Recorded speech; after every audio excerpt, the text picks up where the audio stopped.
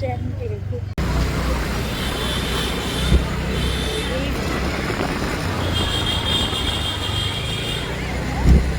মাঝে মাঝে চলে আসতে পারো স্ট্যান্ডে, এসে বসে থাকবো দুজন। দেখো কত লোক বসে আছে।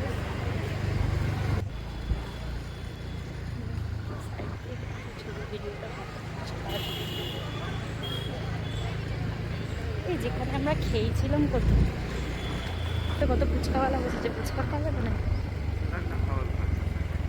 চলো গিয়ে কিছু খাই, খুব যে খিদেও পেয়ে গেছে।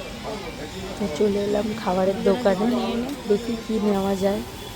এখানে আছে চিলি চিকেন, তারপরে আছে রাইস, তারপরে চানা মশলা, একটা স্যালাড ছিল। তো দেরি, সব কিছুরই দেরি হবে, তো রেডি ছিল চাউমিনটা, এই জন্য আগে চাউমিনটাই নিয়ে নিলাম। চাউমিনটা খেতে খেতে আমি তাহলে 1 প্লেট রাইস আর চিলি চিকেন দিয়ে দাও। এই যে 1 প্লেট রাইস আর চিলি চিকেন নিয়ে নিলাম, নিয়ে খাওয়া দাওয়া করে আবার বেরিয়ে পড়লাম। এবার বাড়ির দিকে রওনা দেবো, একটু ঘুরে নিয়ে এপাশ ওপাশ, কারণ তখন খুব খিদে পেয়েছিল বলে ঘুরতে ইচ্ছা করছিল না। আর জানো ওই পেটের জ্বালা, বড় জ্বালা, খিদে পেলে তখন আর কিছুই ভালো লাগে না। তো খাওয়া দাওয়া করে নিলাম, নিয়ে এবার একটু ঘুরে নিই, ঘুরতে ঘুরতে বাড়ির দিকে রওনা দেবো।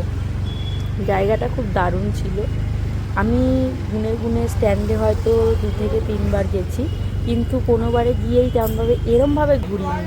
গেছি, গিয়ে এমনি খাওয়া দাওয়া করেছি, চলে এসেছি। তারপরে এমনি ঠাকুর দেখতে যাওয়ার পারপাসে গেছি।